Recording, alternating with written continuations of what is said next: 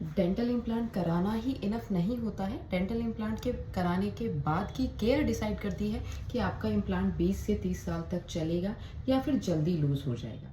Hello friends, I am doctor Khushboo. आज मैं आपको 10 कॉमन मिस्टेक बताने वाली हूँ जो पेशेंट्स करते हैं इम्प्लांट प्लेसमेंट के बाद। अगर आपने या आपकी फैमिली में से किसी ने इम्प्लांट कराया है तो ये वीडियो एंड तक ज़रूर देखें एंड उनके साथ शेयर ज़रूर करें। सबसे पहला है हार्ड फूड बहुत जल्दी खा लेना। पेशेंट इम्प्लांट प्लेसमेंट के बाद हार्ड फूड्स जैसे कि नट्स, स्नैक्स, शुगर केन ये बहुत जल्दी कंज्यूम कर लेते हैं, जिसका इफेक्ट इम्प्लांट के हीलिंग पर पड़ता है। इम्प्लांट को हील होने में, इम्प्लांट फ्यूज़ होने में बोन के साथ कुछ समय लगता है, जिस प्रोसेस को ऑस्टियो इंटीग्रेशन कहते हैं। अगर इस दौरान हम हार्ड फूड खा लेते हैं तो हमारी हीलिंग डिले हो जाती है और इम्प्लांट लूज़ होने के चांसेस भी होते हैं। तो इसमें क्या करें? सबसे पहले हमें सॉफ्ट डाइट ही लेनी चाहिए और अपने डेंटिस्ट से पूछकर ही नॉर्मल डाइट पे आना चाहिए। सेकंड है smoking and tobacco intake. Smoking एक मेजर फैक्टर है इम्प्लांट फेलियर होने का। निकोटीन ब्लड सप्लाई को कम कर देता है, जिसकी वजह से हीलिंग स्लो हो जाती है और इन्फेक्शन होने के चांसेस बहुत ज़्यादा हो जाते हैं। सो ट्राई करें, अगर हमने इम्प्लांट कराया है and you are a smoker तो जितना ज़्यादा हो सके आप उतना कम स्मोक को कर दें एंड इफ़ पॉसिबल तो आप स्मोक छोड़ दें। थर्ड होता है ओरल हाइजीन को इग्नोर करना। पेशेंट को लगता है कि इम्प्लांट तो एक आर्टिफिशियल चीज़ है, इसमें कैविटी तो लगेगी नहीं, तो हमें शायद ज़्यादा हाइजीन मेंटेन करने की ज़रूरत नहीं पड़ेगी।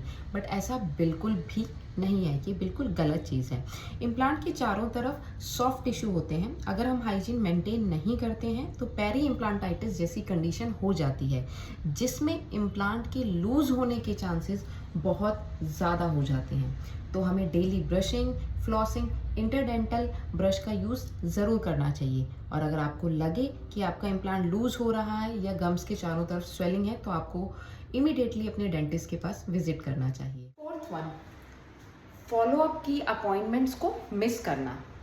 अगर आपको ऐसा लग रहा है कि पेन नहीं है तो हमें डेंटिस्ट के पास विजिट करने की ज़रूरत नहीं है, तो ये सोच काफ़ी डेंजरस हो सकती है।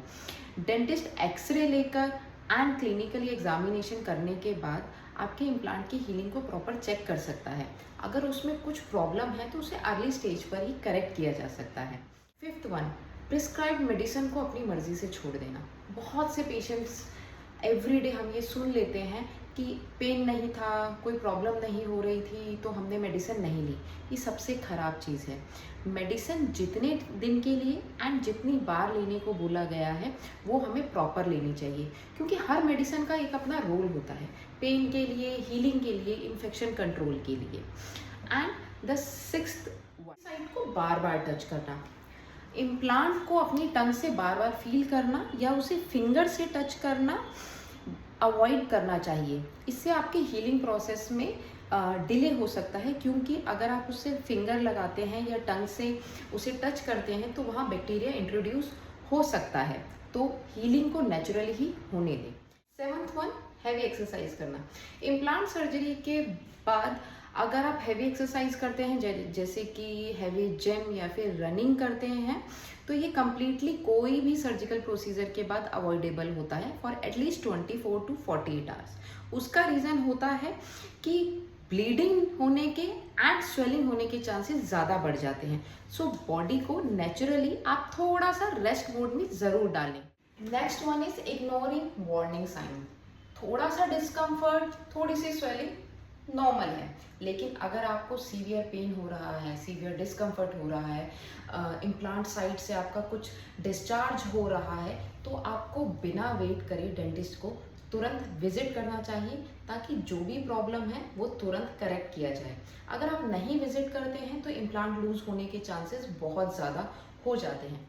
Your teeth as a tool, ice को च्यू करना, पैकेट फाड़ना, बॉटल्स ओपन करना, ये नेचुरल टीथ और इम्प्लांट सपोर्टेड दांत दोनों के लिए ही हार्मफुल हो सकता है। सो इसलिए आगे जब भी आप अगर ऐसा प्लान करें तो प्लीज़ इस चीज़ को भूल जाएं। आपकी ऐसा करना आपके दांत के लिए काफ़ी नुकसानदायक हो सकता है। Thinking implant needs no maintenance.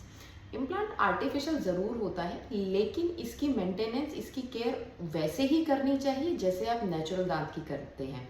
Same आपको प्रॉपर ब्रशिंग करनी चाहिए, क्लीनिंग आपको मेंटेन करना चाहिए। एवरी 6 मंथ या एवरी ईयर आपको एक बार डेंटिस्ट के पास विजिट करना चाहिए, ताकि आप इसकी लाइफ को बहुत आगे तक बढ़।